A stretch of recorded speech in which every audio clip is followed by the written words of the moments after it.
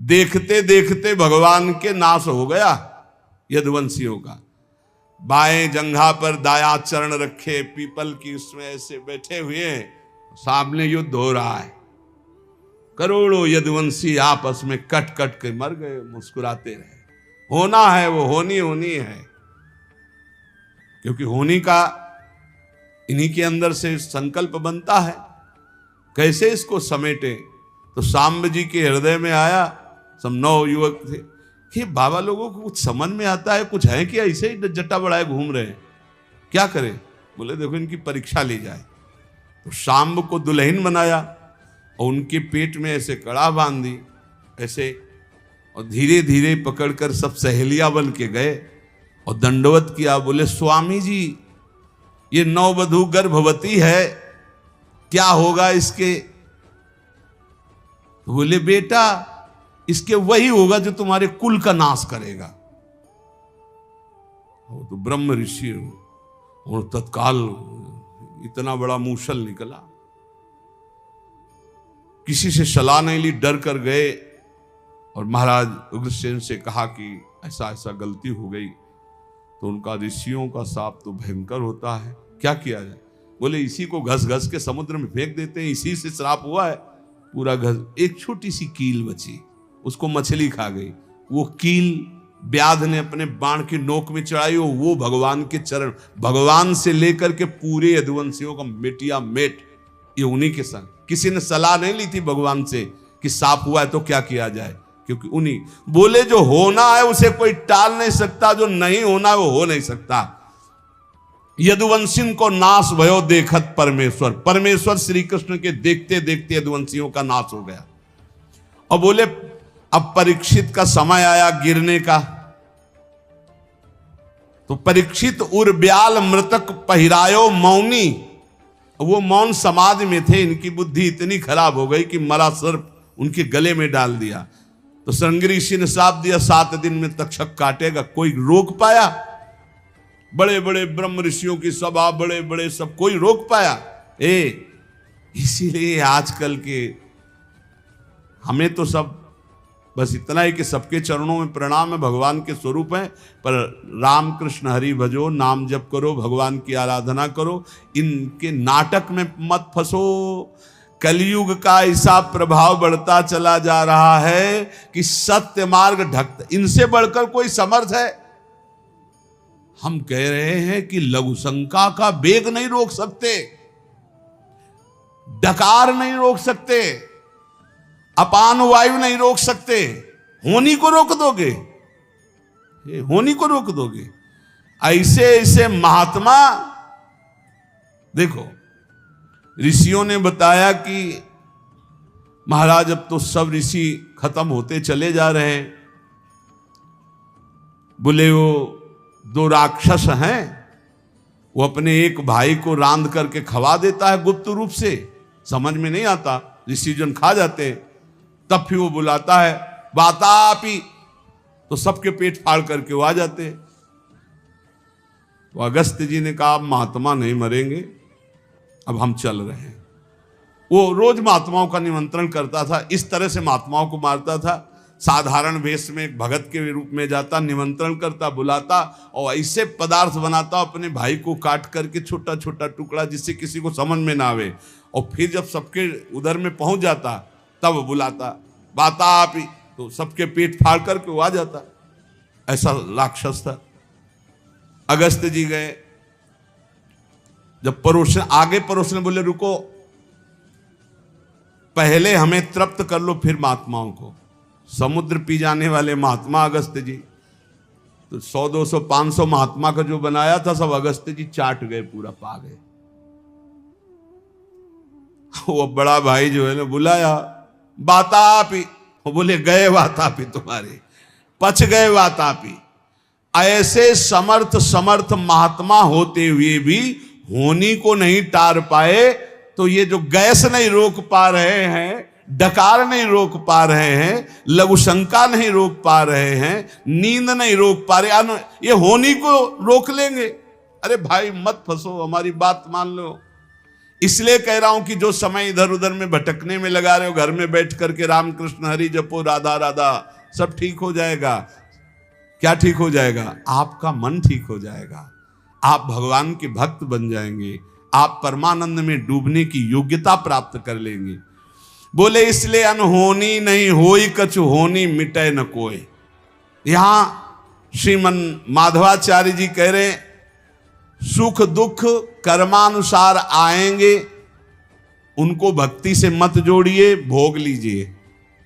सुख दुख जो आवे निर्विकार, अभी कल चर्चा में था तत्तेनुकंपाम सुस्मी क्षमाणो, जो हर समय भगवान की कृपा को मनाते, बड़ी कृपा बड़ी कृपा, सुख दुख को भोगते रहते हैं और भगवान का स्मरण करते रहते हैं, उनको भगवान की ऐसी प्राप्ति हो जाती है परम पद की, जैसे पिता की संपत्ति का अधिकारी पुत्र स्वयं हो जाता है।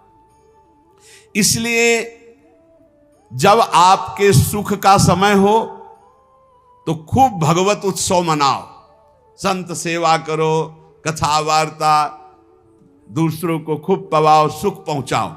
और जब दुख का अवसर हो तो भगवान के चिंतन में लग जाओ। किसी को भी साहेब अपने दुख की बात मत सुनाओ, केवल श्री भगवान से बात करो, तो तुम्हारा दुख का समय निकल जाएगा। दुख का समय निकलता है भगवत चर्चा से, भगवत चिंतन से, बहुत आनंद में। शास्त्र सम्मत धर्म मार्ग में अटल रहो। कोई भी कर्म करते समय बड़े दीन भाव से भगवान का स्मरण करो। कर्म करने के पहले भगवान का स्मरण करो, कर्म पूरा होने के बाद भगवान को समर्पित कर दो।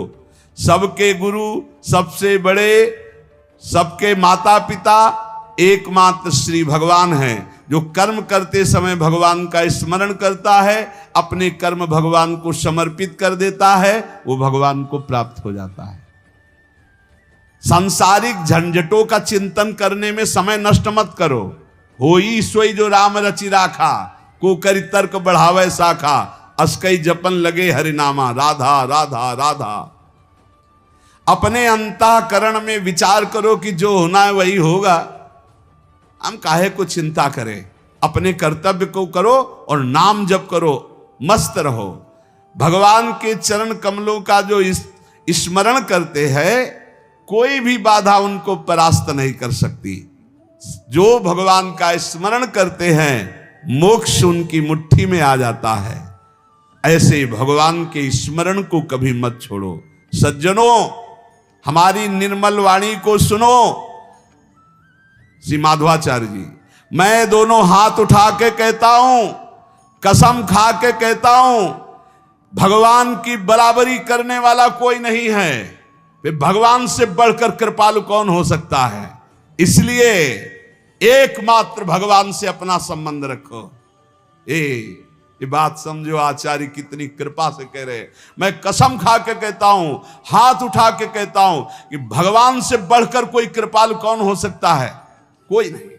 भगवान के बराबर कोई नहीं, तो उनसे बढ़कर कौन हो सकता है? इसलिए माता पिता भाई बंधु साफ स्वार्थ का संबंध, एकमात्र भगवान से प्रेम करो। सब में भगवान की भावना करके भले राग कर ले तो अनुराग बन जाएगा, लेकिन शरीर राग में फंसकर जन्म नष्ट मत करो।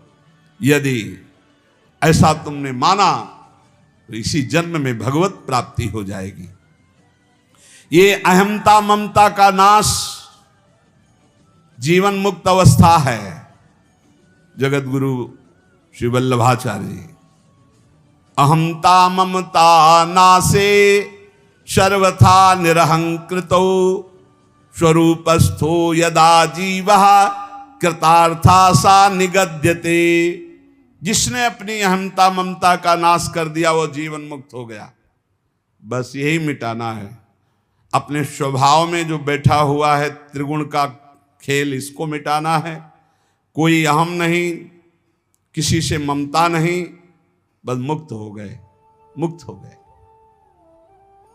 ममता श्यामा श्याम से, समता सब संसार में, ममता नित्य विहार में, ममता तो श्री जी के चरणों में, अहमता श्री जी के चरणों में। बस ये सत्संग का सार है। अगर समझ में आ जाए, अहमता ममता ही बंधन का कारण है। यही जब श्री जी के चरणों में पहुंच जाए तो ये महासुख का हेतु है। अहंकार की निवृत्ति होने पर जीवात्मा को अपने स्वरूप का बोध हो जाता है।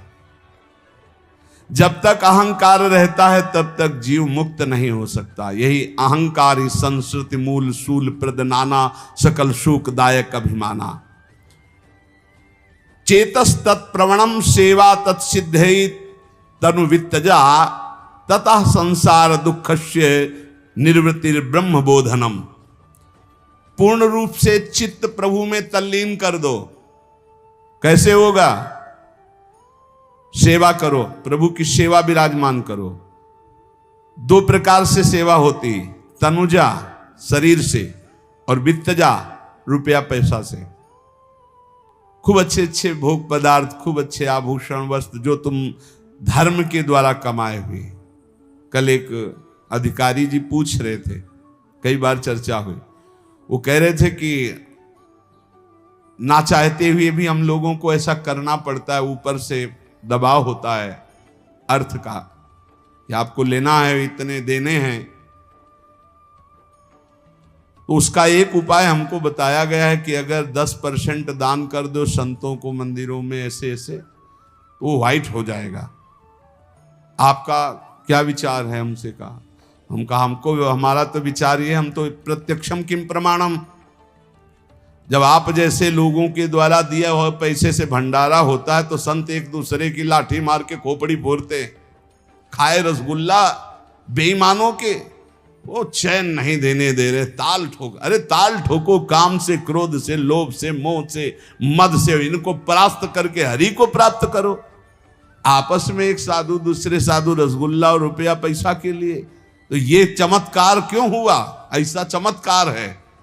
मूर्ख लोग करें, संसारिक करें तो चलेगा, भेषधारी क्यों? ये चमत्कार माया का क्या हुआ? ये आप जैसे लोगों की जो दशांश दान वाली भावना है ना, ये हमारी सबकी खोपड़ी फुरवा रही। इसीलिए अगर भजन करते हैं और असत पुरुषों का धन खाते हैं तो हमारे भजन के परिणाम में घाटा हो जाएगा।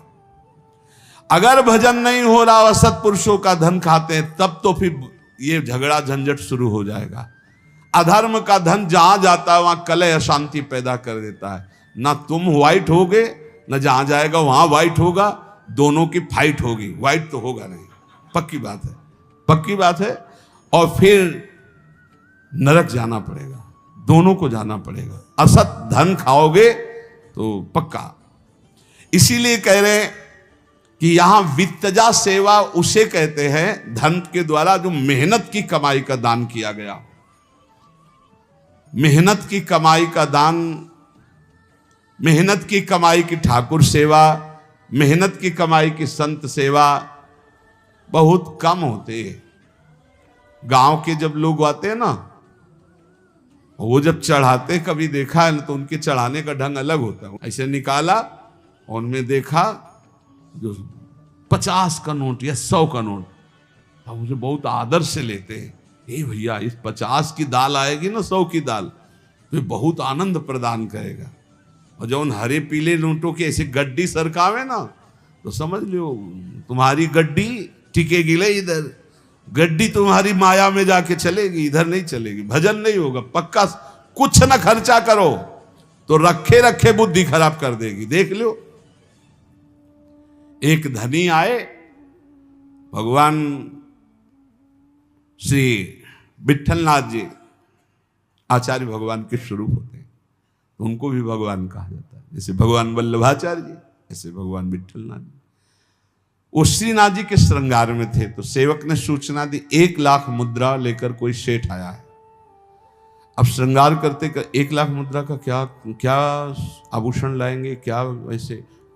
और वो खो गए उसमें और पत्रावली बिगड़ गई ठाकुर जी की। तो जब श्रृंगार करके हटे, दर्पण दिखाया तो देखा पत्रावली बिगड़ गई। बोले 1 लाख जब आया है तो चिंतन बिगड़ गया, सेवा बिगड़ गई, और अभी स्वीकार नहीं किया। जब स्वीकार कर लेंगे तो क्या, उठा अपने रुपए, भाग यहां से, नहीं चाहिए। जब अभी लिया नहीं तो पत्रावली, सेवा बिगड़ गई। जब ले लेंगे तो क्या हो जाएगा, चलो जाओ। ज्यादा ये मोटी रकम पे दृष्टि मत रखो। ये गरीबों के 5 रुपया, 50 रुपया, 100 रुपया से दाल रोटी लाओ, खाओ पियो, भजन करो। अगर ये आया कि ऊंची रकम, तो फीकी भी दुकान हो जाएगी, पक्का समझो। ऊंची रकम तो फीकी दुकान हो जाए, फिर तुम्हारे भजन पूजन उपदेश का रंग नहीं चढ़ेगा। वित्तजा सेवा वर्णन की गई, लेकिन मेहनत की कमाई की। ये जो दूसरों का खून चूस कर लाखों करोड़ों अरबों रुपए इकट्ठा करते हैं, ये भी सोचते हैं मैं हल्का हो जाऊं थोड़ा पाप का बोझा, तो जिनका नाम सुनते हैं ना उनके यहां जाते हैं, क्योंकि ये लोग, इनकी पहचान बस इतने यश किसका है, और वहां पहुंचते हैं। वहां जब पहुंचते ना, एक बैच को यही कहा था, हाथ जोड़ के हमारी प्रार्थना, आपको बुरा लगेगा, खाली हाथ आना, आज के बाद अगर शायद डाला हो, आज के बाद कभी यहां कोई भी फल पुष्प आदि लेकर मत आना, ये गेट से बाहर ही हटा दिया जाता है, पता नहीं कैसे आपका ये अंदर आ गया, कभी भूल कर यहां मत लाना। अगर आप खाली हाथ आओगे तो आपका विशेष स्वागत करेंगे, आप लेके आओगे तो आज के बाद मुझे अच्छा नहीं लगेगा। क्यों? बस इसीलिए आप अपने धर्म से चलो। वित्तजा सेवा का मतलब है बहुत मेहनत से कमाए हुए 100 रुपए में फिर 10 रुपया हिम्मत करके दान कर दो, वो दशांश आपको उज्जवल करेगा। बेईमानी के 10 लाख कमा के उसमें से आप दान करोगे तो तुम भी नरक जाओगे, जहां दान पहुंचेगा वहां भी। बड़ी बड़ी दुर्व्यवस्था है ये धन, बहुत ही, इसको कभी आदर ना करो भाई, बहुत खतरनाक है। जहां जाता है वहां भारी से भारी दोष पैदा करने लगता है। रुपया भारी से भारी दोष पैदा करता है। रुपया के तरफ महत्व बुद्धि मत रखो। श्री जी जो धर्म पूर्वक दे, अगर श्री जी का पक्का भरोसा रखोगे, कामना नहीं करोगे, तो यहां वही आएगा जिसे श्री जी बुलाएंगे, अन्यथा हो ही नहीं सकता। और फिर कामना करोगे तो फिर बात बिगड़ जाएगी। वित्तजा सेवा का मतलब धर्म पूर्वक कमाए हुए धन से आराध्य देव की सेवा करना। तनुजा और वित्तजा दो सेवा, तनुजा माने शरीर से और वित्तजा माने धन से, दो प्रकार की सेवा से हमारा चित्त निरंतर प्रभु के चिंतन में डूबने लगता है। सेवा अत्यंत आवश्यक है। जिस समय ब्रह्म संबंध करणात् सर्वेशाम देव जे जीवयो सर्वदोष निवृत्तर ही दोषा पंचविधा स्मृता। जो शरणागत हो जाता है, दीक्षा ले लेता है, यदि वो ठीक से भाव से संबंध प्रभु से अपना स्वीकार कर ले कि अब दीक्षा हो गई, अब हमारा संबंध श्री जी से हो गया, लालजू से हो गया, तो उसके सारे दोष नष्ट हो जाते हैं शरणागति मात्र से। सहज दोष, देश के दोष, काल के दोष, संयोग के दोष, स्पर्श के दोष, कई तरह के दोष होते हैं जिन दोषों से दुर्गति हो जाती है। सारे दोष का प्रभाव नष्ट हो जाता है जब जीव शरणागत हो जाता है। शरणागत अगर नहीं हुआ है, अंदर से प्रभु से अपना संबंध सही मानिए तो दृढ़ तभी होता है जब गुरु कृपा होती है। ऐसे भाव तो बनाते रहो, लेकिन जब गुरु संबंध कराता है, प्रभु से संबंध का तात्पर्य पाणी ग्रहण जैसा समझो। गुरुदेव जब हमारा कर कमल प्रभु के हाथ में रख दिए, इसे ही शरणागत कहते हैं। पाणी ग्रहण, जैसे आचार्य ब्रह्म ऋषि जन वर और कन्या का पाणी ग्रहण नहीं कराते, ऐसे ही ब्रह्म संबंध भगवत संबंध है। जब गुरुदेव कृपा करके हमारा हाथ इष्ट के कर कमल में समर्पित कर देते हैं। यहां वल्लभाचार्य जी कह रहे, अगर कोई ये सोचे कि बिना ब्रह्म संबंध के हमें भगवत प्राप्ति हो जाएगी, तो कह रहे हैं कि दोषों की निवृत्ति नहीं हो पाएगी। सहज दोष जन्म जन्मांतरों से जो हमारे स्वभाव में है, देश दोष जहां हम रह रहे हैं वहां के वातावरण का, काल दोष जैसे कलयुग चल रहा है इसका प्रभाव, संयोग जिनके हम साथ रह रहे हैं, स्पर्श वस्तु व्यक्ति स्थान से उसका प्रभाव पड़ता है। ये संबंध मिटा देता है, इन सब दोषों को संबंध मिटा देता है। जैसे इतना तो है ही, आप लोग शरणागत हैं, ये ठसक तो है ही कि हम श्री जी के हैं, इसी से सारे दोषों का नाश हो जाता। तो यहां आचार्य चरण कह रहे हैं जो शरणागत नहीं है तो आप साधन भजन करें, उसका फल मिलेगा, लेकिन समस्त दोषों की निवृत्ति होकर के पूरा काम बन जाए, इसमें संशय हो जाएगा। इसलिए शरणागत ले ही लेना चाहिए, शरणागत हो ही जाना चाहिए। आचार्य शरणागत होने से एक नवीन ठसक आ जाती है। चिंता का पिन कार्या निवेदितात्म भी कदापीति भगवान अपि पुष्टिस्थो न करिष्यति लौकिकीम च गतिम। जिन्होंने शरणागत होकर अपने आप को प्रभु को समर्पित कर दिया, अब उन्हें अपने उद्धार की भी चिंता नहीं करनी चाहिए, क्योंकि पुष्ट माने कृपा, कृपा करने वाले प्रभु की तुम शरण में हो गए, उस पर विश्वास करो। अब तुम्हारी सांसारिक मनुष्य जैसी गति नहीं होगी, तुम्हारी विशिष्ट गति होगी, क्योंकि तुम प्रभु के शरणागत हो। मेरे अंतःकरण की बात सुन लो। जैसे हाथ उठाकर, पीछे अभी माधवाचार्य जी कह रहे थे कि मैं हाथ उठाकर शपथ पूर्वक कहता हूं भगवान के बराबर भी कोई नहीं है, तो भगवान से बढ़कर प्यार करने वाला कौन हो सकता है, इसलिए हर समय भगवान की स्मृति में रहो। ऐसे श्री वल्लभाचार्य जी कह रहे हैं कि अंतःकरण मदवाक्यम सावधानतया शृणु कृष्णात् परम नास्ति दैवम वस्तु दोष विवर्जितम। मैं अपने हृदय की बात कह रहा हूं, सावधानी पूर्वक सुनो। श्री कृष्ण जैसा कोई नहीं है, श्री कृष्ण जैसा केवल श्री कृष्ण ही है, इनके जैसा कृपालु कोई नहीं है, इसलिए सिर्फ इनका आश्रय ले लो। इनके जैसा कोई देवता नहीं है, कोई और नहीं है।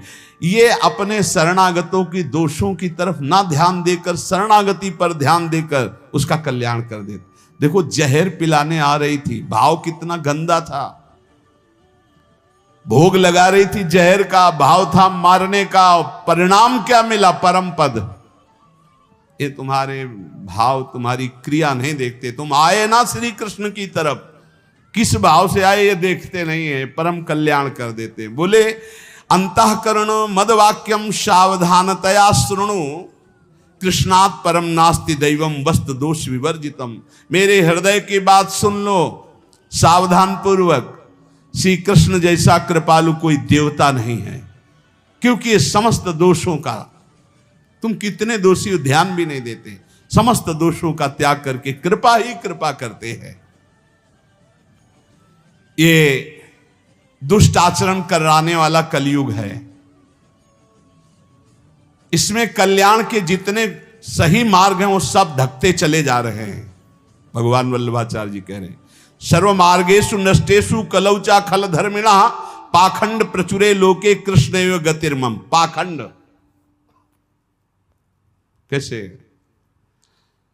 बात की जाती है, शरीर राग त्याग से तभी परमार्थ की उन्नति होती है। यहां केवल एक नाटक मात्र हो रहा है, शरीर रागों की पुष्टता ही जीवन का लक्ष्य माना जा रहा है। ये भोग मिल जाए, रुपया मिल जाए, कैसे बस पाखंड ही पाखंड दौड़ रहा है। 5 मिनट जो अंतःकरण में अंतर्मुख होकर भगवत चिंतन नहीं करते, उनके बड़ा बड़ा विचित्र। आचार्य चरण कह रहे हैं दुष्ट धर्म अर्थात धर्म विमुख अधर्म आचरण ये कलिकाल कराएगा।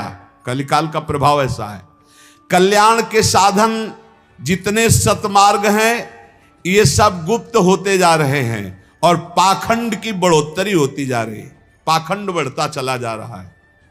सत्य वस्तु को समझने वाला कभी पाखंड में नहीं फंसता है। बस ध्यान रखना, इतने बड़े बड़े सिद्ध वशिष्ठ विश्वामित्र सदानंद बड़े बड़े महापुरुष बहुत होश में, बहुत होश में कह रहे श्री वल्लभाचार्य जी, इस लोक में अब पाखंड की प्रचुरता हो रही, खूब बढ़ोतरी हो रही पाखंड की। इस अवस्था में एकमात्र केवल श्री कृष्ण मेरी गति है, कोई रक्षक नहीं है। बड़ा पाखंड दंभ बढ़ रहा है, कोई तारने वाला नहीं है।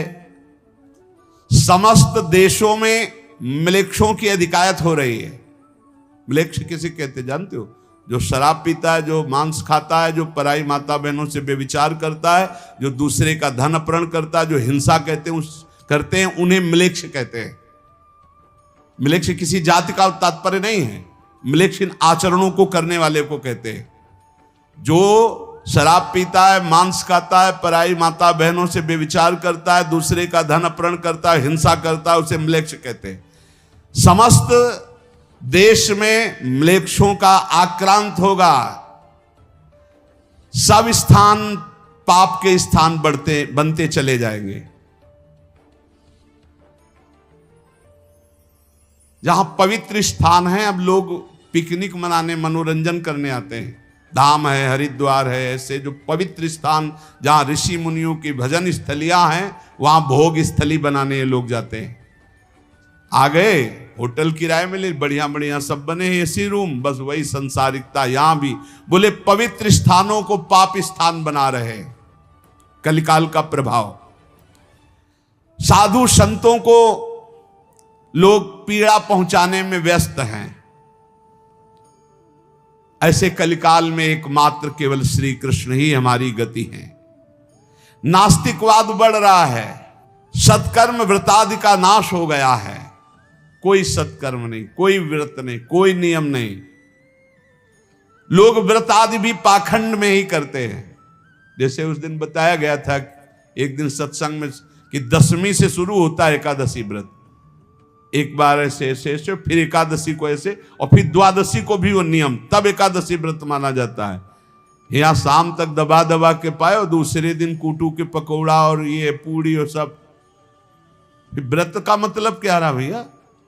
एकादशी व्रत का मतलब क्या रहा? सिंघाड़े का हलवा, कितने आइटम बनते हैं, बड़ा साबूदाना की खीर। हमें लगता है ऐसी एकादशी तो रोज हो तो बढ़िया है भाई। दाल रोटी से तो अच्छा है ना वो बढ़िया बढ़िया पकवान सब। नहीं, बोले व्रतों में पाखंडवाद बढ़ रहा है। नियम संयम व्रत आदि में नाना प्रकार के नास्तिकवाद बढ़ रहे हैं। ऐसे समय में एकमात्र भगवान श्री कृष्ण ही हमारी गति है। विवेक पूर्वक कोई नहीं चल रहा, बिरला कोई। धैर्य रह नहीं गया, भक्ति दिखाई नहीं दे रही। पापों में आसक्ति बढ़ रही, दीनता भोगों की आ रही। हे कृष्ण, एकमात्र आप ऐसे समय में मेरी गति हो। सदा सर्वदा पति पुत्र धन ग्रह ये सब कुछ श्री कृष्ण बने, ऐसी भावना में जो रहता है और उनकी व्यवहार वृत्ति में सेवा भाव करके श्री कृष्ण की जो रहता है, वो महान भागवत बन जाता है। यही बार बार सिखाते हैं, तुम्हारी पत्नी में प्रभु, तुम्हारे पुत्र में प्रभु, तुम्हारे माता पिता में भगवान, ऐसी भावना करके रहो। इसके अतिरिक्त किसी भी देश में जाओ, किसी भी वर्ण, किसी भी आश्रम, किसी भी अवस्था में यदि भगवत भाव नहीं है तो और कुछ भी कर लो, उद्धार होना बहुत कठिन है। सब में भगवान को देखो। बड़ा कलयुग का मलिन भाव बढ़ता चला जा रहा है। एवं सदा स्वकर्तव्यम स्वयमेव करिष्यति प्रभु सर्वसमर्थो ही ततो निश्चिंतताम ब्रजेत। सदा सर्वदा अपने कर्तव्य को भगवान के लिए करते हुए समर्पित करो। बहुत भयावह दुखद संसार है, एक किंचित मात्र दुख छू नहीं सकता।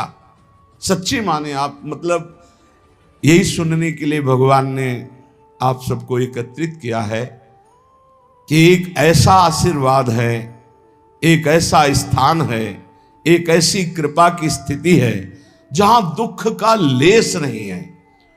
देखने में लगेगा कि दुख है, लेकिन परम सुख में, परम सुख में।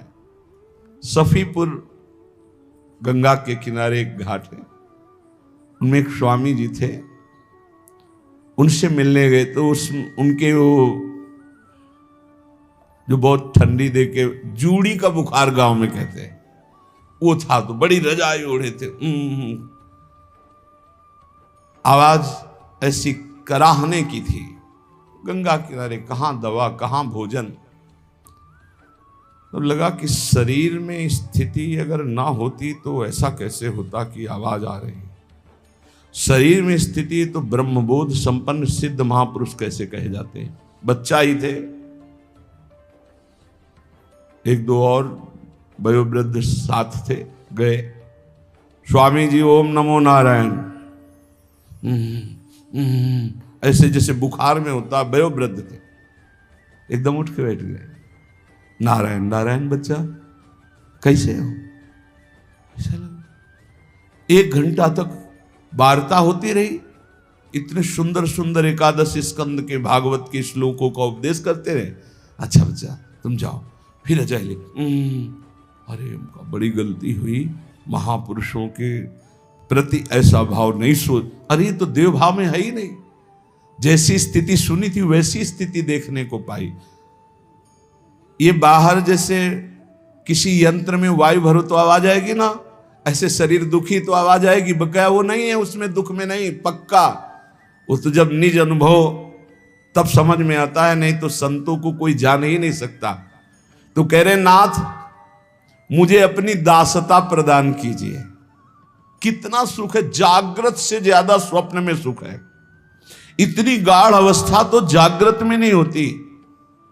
सच्ची मानिए, बस इंतजार करो अपनी शरणागति का। जिस दिन शरणागति हो जाएगी उस दिन लाइफ चलने लगेगा। लाइफ बैठे बैठे नौनिवृत्त निकुंज का लाइफ प्रतिपल क्या हो रहा है निहाल हो जाओगे। मान लीजिए, बस केवल जरूरत इसी बात की है जो रामचरितमानस में कह रहे हैं। इसमें श्री जगत गुरु रामानुजाचार्य जी कह रहे, पितरम मातरम दारान पुत्रान बंधून सखीन गुरुन रत्नानि धन धान्यानि क्षेत्राणि च ग्रहाणि च सर्वधर्माश्च संत्यज्य। सब कुछ छोड़कर केवल एक मात्र प्रभु का, वही जननी जनक बंद सुत दारा तन धन धाम सुहृद परिवारा। सबकी ममता ताग बटोरी मम पद मनई बांध बर डोरी। बहुत बढ़िया दांव लगा है, पूरा दांव मार दो। जैसे दांव में लगाते हैं ना, ऐसे एक दांव लगा दो पूरे का। प्रभु सबकी ममता ताग बटोरी, अब कुछ नहीं। आप नरक मिले स्वर्ग मिले, बाप के सिवा कोई नहीं। तो नागरीदासी जन्म जीतायो बलिहारी बलिहारी, जीत जाओगे। जगह जगह हमने पाया है ये सूत्र। मात तात सुत दार देह में मति अरुझे मति मंदा। पुत्र आसक्ति, पत्नी की आसक्ति, धन की आसक्ति, एक एक आसक्ति को भगवत प्राप्ति से निकालकर नरक में ले जाते देखा गया। एक एक आसक्ति को। और जरा सी आसक्ति प्रभु के चरणों में हो जाए तो नरक से निकालकर परम पद में। पुत्र के बहाने नारायण बुलाया तो भगवान मिल गए। ये अगर समझ में आ रहा हो आपके, एक जन्म में अब जितना समय बचा है, एक दांव लगा दो, एक जुआ खेल जाओ। सबकी ममता ताग बटोरी एक कोने में रख दो। सुत बनितादि जान स्वार्थ रत ना करो नेह सभीते। ये अंत ही तो ही तजेंगे पामर तू न तजय महीते। छूट तो जाएगा ही, दांव खेल लो। ये दांव जीतोगे, पक्का जीतोगे, क्योंकि आराध्य देव गुरुदेव आपके पक्ष में है। दांव खेले। ये बहुत मलिन बुद्धि है, ये बात मान ही नहीं सकती, मान ही नहीं सकती। मेरा सर्वस्व हे हरि आप, बस एक बार हृदय में आ जाए यही। अभी या तो तुम्हें ब्रह्मबोध हो तो मुक्त हो जाओगे, सो तो ज्ञान के पंथ कृपान का धारा परत खगेश लगे नहीं बारा। फिर या तो शरणागत हो जाओ। ये मजरेढो बहुत है। मजरेढो माने बीच के, ना ये ज्ञानी है ना अज्ञानी है, शरणागत ना ही है ना तो ब्रह्मबोध है। ये बीच के पूरा समाज का समाज ये बीच में फंसा हुआ है। एक पक्ष में हो जाओ, या तो अज्ञानी असमर्थ होकर प्रभु की शरण में हो जाओ, या तो ज्ञानी होकर स्वयं ब्रह्म बन जाओ। देख लो, कुछ करो। नहीं करोगे तो फिर वो कर्म करोगे जिससे तुम्हारी दुर्गति होगी। तो नाथ, ये जो मैं प्रार्थना कर रहा हूं ये कुछ और मांगने के लिए नहीं, आपकी दासता, आपकी किंकरता। अभी भजन का सुख नहीं देखा आपने। ऐसा सुख उदाहरण में है ही नहीं जो हम आपको दे सकें। ऐसी लगन लगती है भजन में, जब बार बार मंत्र की कृपा उदय होती है, नाम की कृपा उदय होती है, तो ऐसा लगता है कि कोई ऐसी स्थली हो जहां शांत बैठ जाए, न भूख न प्यास न देखना न सुनना, बस यही चलता रहे, यही चलता। ऐसा अद्भुत आनंद। आप सोचो, आपके मनोनुकूल कोई पिक्चर हो, आपका मनपसंद अभिनेता हो, अभिनेत्री हो, और आप उसको देख रहे हो, तो देखो 3 घंटे आपका मन कहीं नहीं जाएगा। और वो झूठा खेल, वो नासवान अभिनय करने वाले, और कहीं चिदानंद प्रभु आपके मानस पटल पर झलक रहे हो, चिदानंद वृंदावन की शोभा हो, और चिदानंद अभिनय करने वाले प्रिया प्रीतम, चिदानंदमयी लीला, फिर बोलो कैसा सुख होगा। तभी हाय हाय मच जाता है, रुदन शुरू हो जाता है, चिल्लाता है बस मुझे यही सुख चाहिए। और अनंत जन्मों से इसी सुख की खोज कर रहे हैं, पर गलत दिशा में, भोगों में। नाथ मुझे आपकी दासता चाहिए, प्रभु आपका लावण्य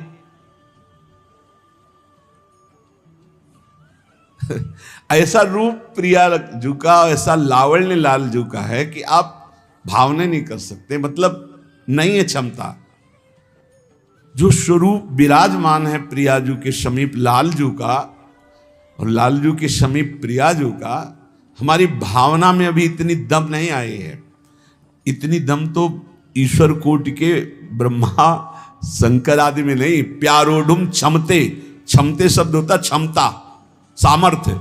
प्यारोडुम क्षमते नयच्छि सुखादि नाम तो यह ध्यान। इतना आनंद, इतना प्रेम, हृदय फेल हो जाए यदि प्रियालाल प्रकट हो जाए। वो तो आचार्य प्रदत्त मंत्र पहले से हृदय को परिपक्व करता रहता है, और द्वंद्वों की मार दी जाती है, वो उसको सह करके इतने मजबूत हृदय हो जाता है, वो प्रेम सहने की योग्य हो जाता है। जैसे गरम ठंडा करते बुलेट प्रूफ शीशा नहीं हो जाता, ऐसे ही अनुकूलता प्रतिकूलता, अनुकूलता प्रतिकूलता, बार बार प्रतिकूलता अनुकूलता देते देते हृदय को एकदम मजबूत और प्रेम रस रखने की योग्यता मंत्र प्रदान कर, तब वो सहत सहत बाढ़ है भगति गृहतनु गुरहित गार। अपार सौंदर्य, अपार माधुर्य, अपार लावण्य, अपार प्रतिष्ठान भूत समस्त सुखों के सार। जब मैं आपकी सेवा में होऊंगा तो इससे बढ़कर मुझे और सुख क्या चाहिए। आपका वात्सल्य, आपका दुलार प्रतिपल मैं अनुभव करूंगा। ऐसा अनुभव तैल धारावत अविच्छिन्न स्मरण करने वाले को प्राप्त होता है। तो जब हम जिनके दास हैं, जो हमारे स्वामी हैं, जो हमारे आराध्य देव हैं, जो हमारी चाहत का विषय है, तो मैं अनन्य चिंतन करूंगा। आपकी दासता और अविच्छिन्न अखंड तैल धारावत आपका स्मरण। नापो आप, ये थर्मामीटर है। अविच्छिन्न अखंड तैल धारावत चिंतन प्रिया प्रीतम का, ये महासुख, मान लीजिए महासुख है। प्रभु से भी कोई चाह नहीं रह जाएगी, पक्की। आपका चिंतन तो चले, चिंतन। कल राधा बाबा की कृपा से, राधा बाबा की थोड़ी देर की स्थिति, थोड़ी देर की तन्मयता, ऐसे ही पहले प्रश्न उत्पन्न करते हैं पूज्य भाई जी महाराज, क्या बाबा की स्थिति। देखो अचानक वो थोड़ी देर के लिए तन्मयता, बाबा की स्थिति बहुत ऊंची स्थिति, राधा बाबा की बहुत ऊंची। तो ब्रह्मबोध संपन्न भी महापुरुष के द्वारा वो अज्ञेय स्थिति है जो राधा बाबा की है, उनके द्वारा भी अज्ञेय है, उनके ज्ञान में भी ना आने वाली वो स्थिति, कुछ क्षण के लिए बहुत ऊंची स्थिति। जब तक हम लौकिक भोगों में, शरीर सुख में निमग्न है, तब तक परमात्मा आनंद की अनुभूति, और जैसे अनुभूतियां शुरू होती तो लालच बढ़ता है, वो क्रम बाई क्रम चढ़ता चला जाता है। प्रभु जब मैं प्रेम से आपका सतत स्मरण करूंगा, प्रेम में विभोर हो जाऊंगा, तो प्रभु इससे सुंदर और कोई सुख नहीं है। मेरा उद्धार हो गया, मैं पूर्ण हो गया, बस मुझे अखंड स्मृति और अपनी सेवा प्रदान की। ये सार बात है। श्री रामानुजाचार्य जी ये सार बात कह रहे, अखंड स्मृति, अवच्छिन्न तैल धारावत और प्रभु की सेवा। स्वभावतो पास्त समस्त दोषों मशेष कल्याण गुरैक राशिम। भगवान निम्बारकाचार्य व्यूहांगिनम ब्रह्म परम वरेण्यम ध्यायेम कृष्णम कमले क्षणम हरिम। जिनके आश्रय मात्र लेने से स्वभाव निर्दोष हो जाता है, कारण शरीर पवित्र हो जाता है। पूज्यपाद उड़िया बाबा जी ने कहा, तुम्हारा भजन सफल तभी माना जाएगा जब तुम्हारा स्थूल सूक्ष्म और कारण तीनों पवित्र हो जाए, तुम्हारा स्वभाव पवित्र हो जाए। जैसे सेवक जी कह रहे हैं, या जो पर्यो मोहि सहज स्वभाव श्री हरिवंश नाम रस चाओ नाव सुदृढ़ भव तरन को। मेरा स्वभाव बन गया है श्री हरिवंश राधा वल्लभ, श्री हरिवंश राधा वल्लभ, श्री हरिवंश, ये स्वभाव बन गया। स्वभाव मतलब कारण शरीर परम पावन हो गया, स्वभाव भगवत भजन का बन गया। सूक्ष्म शरीर, अंतःकरण धर्म, कृष्णाकार, भगवदाकार मन, भगवदाकार बुद्धि, भगवदाकार चित्त और भगवत दासत्व से युक्त अहम सूक्ष्म भी पावन हो गया। बोले जिनका आश्रय मात्र लेने से स्वभाव निर्दोष हो जाता है, जो समस्त कल्याणमय गुणों के एकमात्र आश्रय हैं, मतलब समस्त गुण जिनका आश्रय लिए हुए हैं, जो अपने अंश से वासुदेव, संकर्षण, प्रद्युम्न, अनिरुद्ध इन चारों को प्रकाशित करते हैं। सर्वश्रेष्ठ परब्रह्म स्वरूप जो परब्रह्म की प्रतिष्ठा है, उन सर्व पापहारी कमल नयन सच्चिदानंद घन श्री कृष्ण का हम चिंतन करते हैं। भगवान निम्बारकाचार्य जी अंगे कौन से श्री कृष्ण? बोले अंगे तु आमे वृषभानुजाम मुदा विराजमाना मनुरूप सौभगाम सखी सहस्त्रई परिसेविताम सदा स्मरेम देवी सकलेष्ट कामदाम। मैं उन श्री कृष्ण का वंदन करता हूं जिनके वामांग में दमकती हुई अनंत बिजलियों की कांति, अपार प्रसन्नता जिनके मुखारविंद से बरस रही, वो श्री परम रूप, परमशील, परम सौभाग्य, परम प्रियतमा श्री वृषभानुजा श्री राधा किशोरी जिनके वामांग में विराजमान है। अंगे तु वामे वृषभानुजाम मुदा विराजमाना मनुरूप सौभगाम। यदि वृंदावन रसिक के सामने श्री कृष्ण प्रकाशित हो जाए तो वो गर्दन हटा ले, झुका ले, इधर कर दे। अगर प्रियाजू नहीं तो भरनेत्र नहीं देखेगा, पक्का। वृंदावन का रस का जो रसिक है, अगर प्रियाजू नहीं है तो लालजू को भरनेत्र नहीं देख सकता। कहाँ है श्री जी? श्री जी के बिना तो हमारा तुम्हारा परिचय नहीं। और जब श्री जी विराजमान है तो हित सजनी जू कहाँ है? हित सजनी जू के सहित तभी कह रहे अंगे तुवा में वृषभानुजाम मुदा विराजमाना मनुरूप सौभगाम सखी सहस्त्रई परिसेविताम सदा स्मरेम देवी सकलेष्ट कामदाम। मैं उन श्याम सुंदर की उपासना करता हूं, उन श्री कृष्ण की, जिनके पार्श्व में श्री वृषभानुजा श्री लाडली जो विराजमान हैं, जिनके रूप शील सौभाग्य कोई नहीं उनके समान। श्री जी के समान केवल श्री जी हैं, कोई दूसरा नहीं। पाछे न होती अब हूं आगे न हुई है, ये गति अद्भुत रूप की और है। देवलोक भूलोक रसातल सुन कवि कुल मति डरी है। महाकरुणामय, कभी रिस नहीं आती। एक बार जिसने गोरे चरणारविंद का आश्रय ले लिया, निश्चित उसका मंगल, उसका परम कल्याण उद्धार कर दे। लालजू से भी कृपालु हमारी लाडली जो, लालजू से भी अधिक करुणामयी, शास्त्रों सखियों के द्वारा सेवित हैं और संपूर्ण कामनाओं को पूर्ण करने में बड़ी उत्साहित रहती है। आज तक जल्दी कोई कामना ना तो दर्शन की हुई तो अन्य कामना की बात क्या। अगर कोई ऐसी बात आई, एक तो कहेंगे नहीं, और अगर कहने में आ गई 5 मिनट में उत्तर मिला है, पूरा हो गया वो कार्य, पूरा 5 मिनट में। वो कहना तब होता है यदि कोई भारी ऐसी त्रुटि बन गई आंतरिक वचन के द्वारा, चिंतन के द्वारा, और भजन में व्यवधान पड़ गया, या किसी के जीवन में खतरा ऐसा उत्पन्न हुआ, या कोई साधक बहुत अच्छे चल रहा फिर गिरने की स्थिति आई। ऐसी स्थितियों में ऐसे नहीं लुंजू पुंजू की उसमें नहीं कि हर समय चिट्ठी रखता रहे श्री जी के सामने, ऐसा नहीं।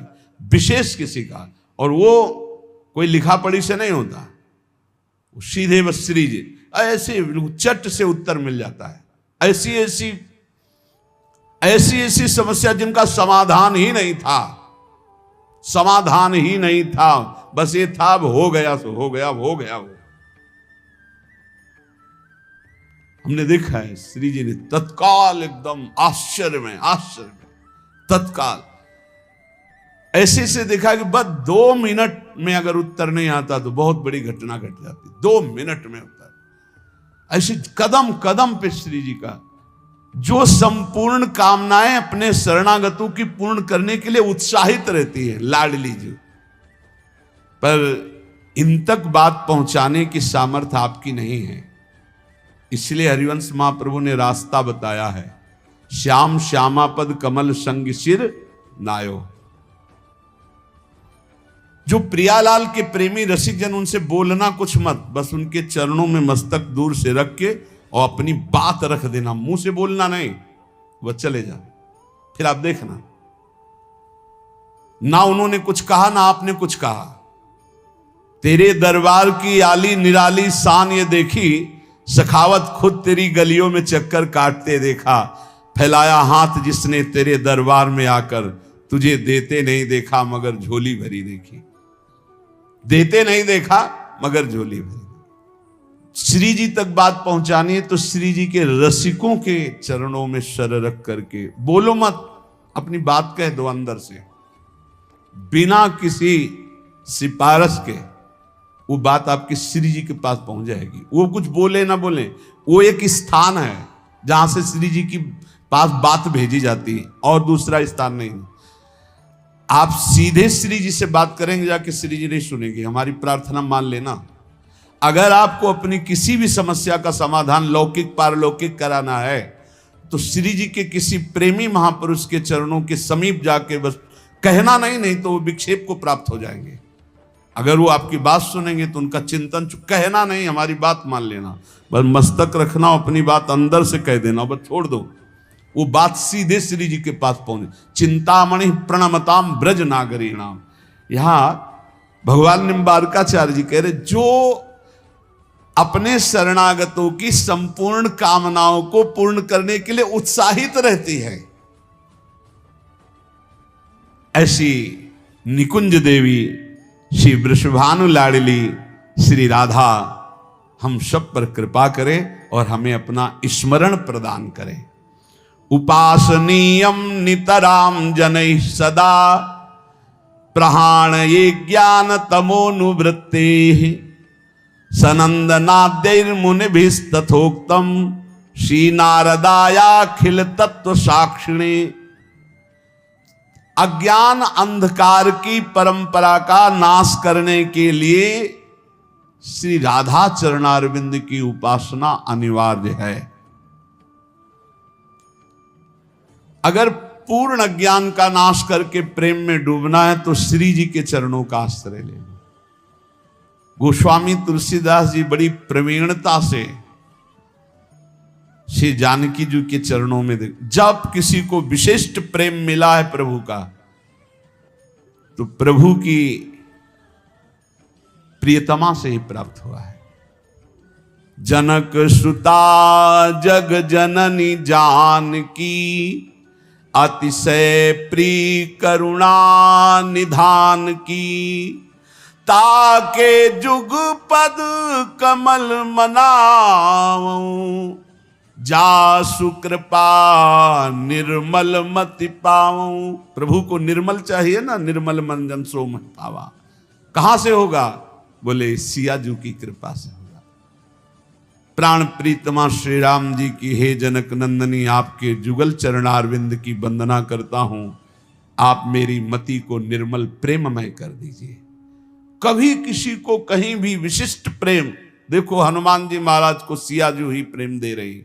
राम रसायन तुम्हारे पासा, सदा रहो रघुपति के दासा।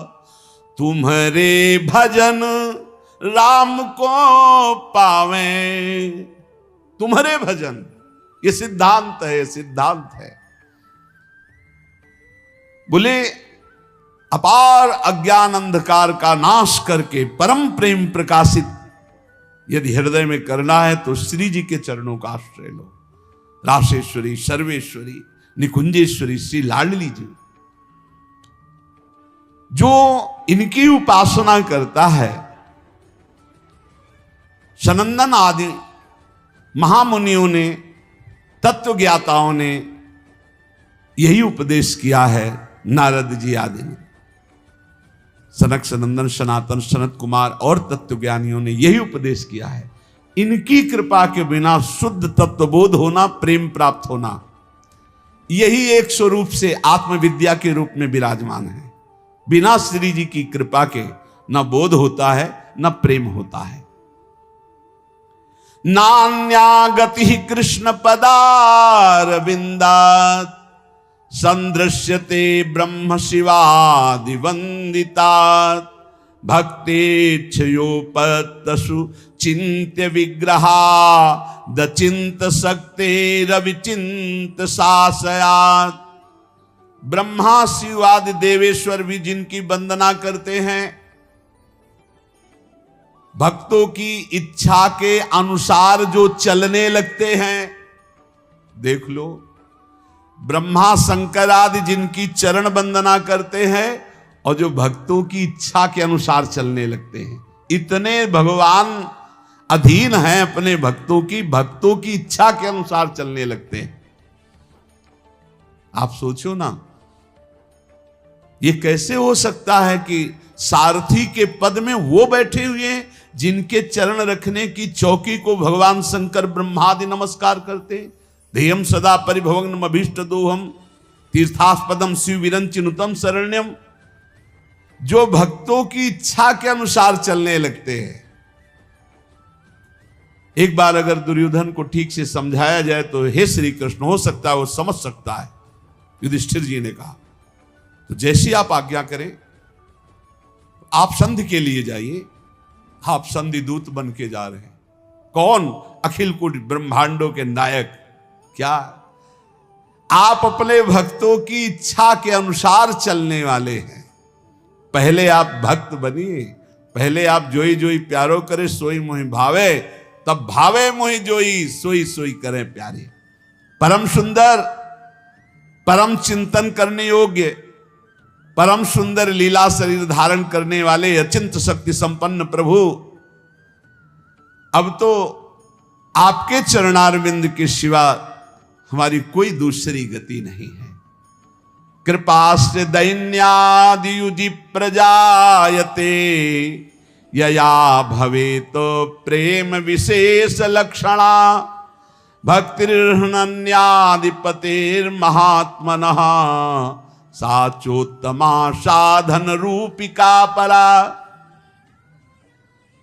ऐसी कौन सी भक्ति है जिसमें भगवान भक्त के अनुसार चलने लगते हैं? बोले जिसमें अभिमान शून्य हो गया है और जो दैन्य युक्त हो गया है, उसमें सारे वो सद्गुण आ जाते हैं जिससे श्री कृष्ण विशेष उसके अधीन हो जाते हैं। दैन्य अभिमान शून्य के हृदय में वो सारे सद्गुण आ जाते हैं जिन सद्गुणों से रीझ कर प्रभु अधीन हो जाते हैं। श्री कृष्ण की विशेष कृपा उस साधक उपासक भक्त पर है जो अभिमान शून्य और दैन्य है, जो सर्वेश्वर प्रभु के चरणों का प्रेम प्राप्त करना चाहता है। वो अभिमान न करे, दैन्य रहे, दीन भाव लाए। उत्तम साध्य भक्ति का लक्षण है दैन्य भाव, अभिमान शून्यता। और तो सब भक्ति साधारण भक्ति के अंतर्गत आती है। दैन्य और अभिमान शून्य होकर निरंतर अपने इष्ट के चिंतन में रहना, ये सर्वोत्तम भक्ति का लक्षण है। उपास्य रूपम तदुपासकस्य च कृपा फलम भक्ति रसस्ततः परम विरोधिनो रूपमथैत दाप्तेर गेयायमेर्था अपि पंच साधु भी। अपने उपास्य देव के सिवा कहीं भी हमारा कोई भी लगाव ना हो। प्रिया प्रीतम, प्रिया प्रीतम, कहीं भी लगाव होगा तो उपास्य देव से हटा देगा वो लगाव। संसार का लगाव कहीं भी होगा, हिरन में लगाव हुआ तो हटा दिया उपास्य देव से। ऐसे महापुरुष को जिनके स्वयं पिता भगवान ऋषभ देव जी हैं, भगवान के अवतार हैं, वो इतना गाढ़ प्रेम हिरन से हो गया, लगाव हो गया कि भगवान का भजन साधन पूजन सब छूट गया। अपने उपास्य देव से हटकर कहीं लगाव नहीं होना चाहिए। ढूंढ लो अपने हृदय में कोई भी खान पान वस्तु व्यक्ति स्थान उपास्य देव से बढ़कर कहीं लगाव नहीं। उपासक भगवान की कृपा का फल, भक्ति रस का आस्वादन, भगवत प्राप्ति के विरोधी भावों का त्याग, ये उसमें जागृत हो जाता है। जब उपास्य देव में दृढ़ भाव आ जाए, उपास्य देव में दृढ़ भाव, बहुत कठिन है उपास्य देव में आसक्त होना। जगत गुरु माधवाचार्य जी श्री भगवान का जो नित्य निरंतर स्मरण करते हैं, अंतकाल में भगवान की विस्मृति का समय आता है, क्योंकि अंतिम समय जो मरने के समय दुख होता है, सैकड़ों हजारों भिक्षु एक साथ मारे डंक तो जो कष्ट होता है, ऐसी पीड़ा होती है। मरने के जन्मत मरत दुसाह दुख हुई। मरण काल के समय ऐसी भयंकर पीड़ा होती है, नस नाड़ियों में बात पित्त कफ कंठ अवरुद्ध हो जाता है और यमदूत उसे पासों से जकड़ते हैं, फिर खींचते हैं जीवात्मा को। उस समय भारी भय, भारी घबराहट, भारी पीड़ा तो मूर्छित हो जाता है। उस समय भगवान की स्मृति नहीं रहती। इसलिए जो नित्य निरंतर स्मरण करता है तो अंत समय भगवान उसका स्मरण बन जाते हैं। उस दुख के समय भगवान का रूप प्रकाशित होता है करुणा करके और नाम चलने लगता है। बस जीव का परम कल्याण हो जाता है। धाम में क्यों बार बार कहते कि कैसा भी हो भगवत प्राप्ति हो जाएगी। एक श्लोक में श्रीपाद कह रहे, सापराधेश्च ये राधा पदमाधाय चेतसी बसति वृंदा विपिने नन्यान धन्यान नमामितान। ये बहुत बड़ी बात है। जो वर्तमान में अपराधी है, अपराध कर रहा है वर्तमान में, वो वृंदावन रह रहा है, पर वो किशोरी जी के चरणों का आश्रय लिए, ये खास बात हो गई। तो बोले वृंदावन में वास करते हुए जब उसका शरीर छूटेगा तो बड़भागी भक्तों के पद को प्राप्त होगा। धन्यान नमामि तान, मैं नमस्कार करता हूं उसको। क्यों? क्योंकि यहां जब शरीर छूटेगा तो उसके भजन का परिणाम नहीं देखा जाएगा। उसके अंतिम समय में श्री जी की सखिया आके राधा नाम स्मरण कराएंगी और वो परम पद को प्राप्त हो जाएगा पक्का। अंतिम समय सापराधाश्चे ये राधा पद माधाय चेतसी, सापराध अपराध सहित, पर वो किशोरी जी के चरणों का आश्रय लिए। ये भाई हमारी आदत है, हम ऐसा नहीं छोड़ पा रहे हैं। अब आप देखो आपका काम, लेकिन लाडली मैं आपका हूं, लाडली में वृंदावन नहीं छोड़ सकता, आपको नहीं छोड़ सकता। जब बुरे आचरण नहीं छोड़ सकता तो आपको कैसे छोड़ सकता हो? होता है स्वभाव में। आप कह सकते हो कि ऐसा कैसे हो सकता है, ऐसा होता है, होता है। स्वभाव बहुत विचित्र है, स्वभाव बहुत विचित्र। जो जैसा होता है। एक बहुत रईस घर के महात्मा थे, बड़े विरक्त थे, पर एक कपड़ा भी ना उसको एकदम ऐसे चश्मा जहां रखना, जैसे दो तीन चीजें थी। बड़े वैरागी, बड़े, पर वो बड़े घर में प्रकट हुए थे तो उनकी जो रहनी थी वो बताती थी कि किसी विशिष्ट घर के हैं। एक भी कपड़ा ऐसे नहीं, जो भी जहां एकदम उनका अभ्यास था, बहुत ही सफाई सुरक्षा एकदम। एक अचला, एक झोली, एक छड़ी, चश्मा, बड़े वैरागी। रात में कब चले गए पता ही नहीं चलता, किसी से आसक्ति नहीं, पर दूर से देखने से लगता था कि इनका विलासिता पूर्ण जीवन रहा है। मतलब बड़े घरों के रहे, जो जैसे अभ्यास का होता है उसका अभ्यास झलकता है। अब जैसे पूर्वाभ्यास पापाचरण का है, और उसने जान लिया कि अब मैं बहुत नीच हूं, अब मेरा कल्याण कैसे होगा। महिमा सुनी वृंदावन की, वृंदावन वास करने लगा, लेकिन उसका आचरण ऐसा है। बोले वो जब यहां शरीर छोड़ेगा, नियम लिया था कि वृंदावन वास किए हो, तो अंतिम समय राधा नाम स्मरण सखियां यहां कर आती है। ये हमें हितधाम में श्री जी ने स्वयं अनुभव कराया था, ये दृश्य दिखाया था। तो कीर्तनिया बाबा ने कहा कहीं पढ़ा है क्या? उस समय वो सत्संग में आते थे। ऊपर गए कुटिया में, कहा एक प्रश्न है कि आपने आज नई बात हमें बताई कि जब यहां शरीर कोई छोड़ता है वृंदावन में तो वृंदा सखी के आदेश से सखियां राधा नाम सुनाती हैं, तो ये आपने कहीं पढ़ा है क्या? उनका अगर आप विश्वास माने तो हमने पढ़ा नहीं, लेकिन कल ही हमको यहाँ पढ़ाया गया था इस कुटिया के ऊपर। यही हमें स्वप्न में श्री जी ने ऐसा अनुभव कराया। तो वो स्वप्न जैसा नहीं था कि हमारी कोई कल्पना हो, वो सीधे परिचय दिया गया था वृंदावन का।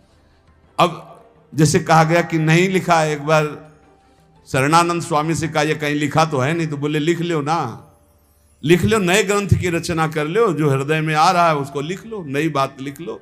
और ये विश्वास की बात है, पक्का विश्वास की बात है। श्री जी जो बोली थी, सापराधाश्चे ये राधा पद माधाय चेतसी वसति वृंदाव विपिने अनन्यान धन्यान नमामितान, मैं नमस्कार करता हूं उसको, ऐसी गति को प्राप्त होगा वो।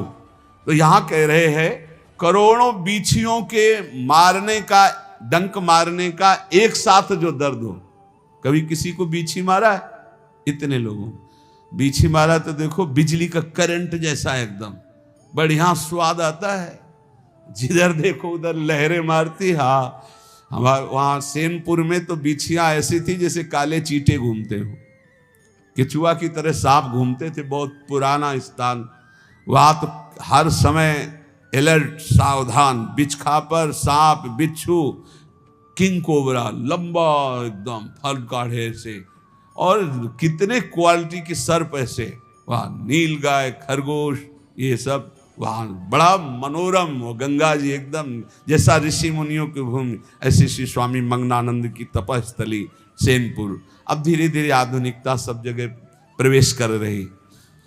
करोड़ भिक्षु एक साथ मारे तो कैसा है? एक भिक्षु में तो झाड़ने के मंत्र, झाड़ने वालों की खोज होने लगती है, औषधियां होने लगती है। करोड़ भिक्षु एक साथ मारे डंक, ऐसा प्राण निकलने। लेकिन वो भी छोटा होगा, जब कंठ अवरोध होते, प्राण निकलते जीव की बड़ी, उस समय भगवत स्मरण थोड़ी आता है। कोई भयानक कष्ट हो फिर आप परीक्षा करो अपनी कि तुम्हारा चित्त कहाँ है। यही तो भक्ति का रंग है। तुम्हारा चित्त कहाँ है? अब कोई कष्ट का विषय हो, फिर देखो तुम्हारा चित्त कहाँ है। श्री जी में है, जीत गए, बढ़िया काम हो गया। संसार में है, घाटे की बात है। दुख में, साधारण दुख में नहीं, असाधारण दुख में तुम्हारी स्थिति कहाँ है? भयावह दुख में, भारी संकट, कहाँ गया मन? किसी के फोन नंबर पर, किसी पर नहीं, श्री जी पर। मेरी लाडली, मेरी प्रिया जी। ये अभ्यास आपको अंतिम समय बहुत बढ़िया काम करेगा। अगर जीवन भर भजन कर रहे हो तो अंतिम समय जब तुम्हारी बेहोश स्थिति होगी, उस समय भगवान तुम्हारा होश बन जाएंगे, प्रिया जी तुम्हारा होश बन जाएंगे और स्मरण चलने लगेगा। सब दुखों की स्थिति कर्मानुसार होती है। श्रीमन माधवाचार्य जी, सब दुखों को भोगना अनिवार्य है। जो प्रारब्ध बन चुका है कोई नहीं काट सकता। इसीलिए हम कहते हैं पाखंड में मत फंसो, ये आचार्यों की बातें समझो। शास्त्र रख के इसीलिए सामने चर्चा करते हैं कि शास्त्र में जो लिखा है, आचार्य जो कह रहे हैं, आचार्य भगवान ही कह रहे हैं। कोई जंतुर मंतुर टार सकता है भला?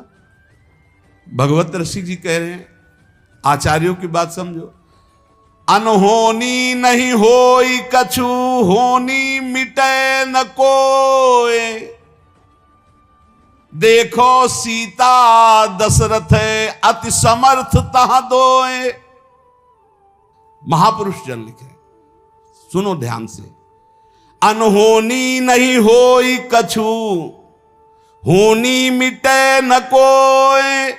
देखो सीता दशरथ अति समर्थ तहां दोए। अति समर्थ तहां दोए, राम भरता वशिष्ठ गुरु। बोले देख लो, जो होनी होना है वो हो के रहेगा, कोई पैदा नहीं हुआ कि टाल दे। इसीलिए हम चिल्ला चिल्ला कहते कि ड्रामे में मत फंसो, नौटंकी में मत फंसो। होनी जो होगी उसे कोई टाल नहीं सकता। बोले अति समर्थ हैं भगवान श्री राम। 14 वर्ष का वनवास होता है और सीता जी का अपहरण होता है, और समर्थ भगवान को विलाप करते हुए देखा गया। हे खग, हे मृग, हे मधुकर श्रेणी, तुम देखी सीता मृग नैनी। हा सीते, कहां हो तुम? सीता जी का हरण हुआ समर्थ पति श्री राम जी, ये विधान है उनका। दशरथ जी का मरण हुआ समर्थ गुरु वशिष्ठ जी। सब विधान रचने में सर्व सामर्थ्यशाली वशिष्ठ जी। समस्त योग, ज्ञान, भक्ति सब के आचार्य वशिष्ठ जी। कोई साधारण महापुरुष। कौशल्या जी का वैधव्य हुआ। कौशल्या जिनके पुत्र राम, उनको वैधव्य हुआ। जिनके पति राम, उनका अपहरण हुआ। और कौन समर्थ हो सकता है इस त्रिभुवन में? इसलिए अनहोनी नहीं होई कछु, और होनी मिटे न कोय। दूसरा उदाहरण दे रहे हैं। यदुवंशिन को नाश भयो, देखत परमेश्वर। तो राधे राधे जी, श्री हरिवंश। हमें पूरी उम्मीद है कि आप लोगों को पूज्य महाराज जी का आज का ये सत्संग बहुत ही ज्यादा पसंद आया होगा और आपको इस सत्संग से काफी कुछ सीखने को भी मिला होगा। तो आपको इस सत्संग के अलावा और किसी भी विषय के बारे में अगर कुछ भी महाराज जी की वाणी में जानना हो तो आप लोग हमें नीचे कमेंट्स करके जरूर बताइए। हम आने वाली वीडियो में आप लोगों के उस प्रश्न को लेकर महाराज जी का नया सत्संग अपलोड कर देंगे, ताकि आप लोगों को अपने भक्ति मार्ग में बहुत ही ज्यादा आसानी मिले। तब तक के लिए राधे राधे, श्री हरिवंश।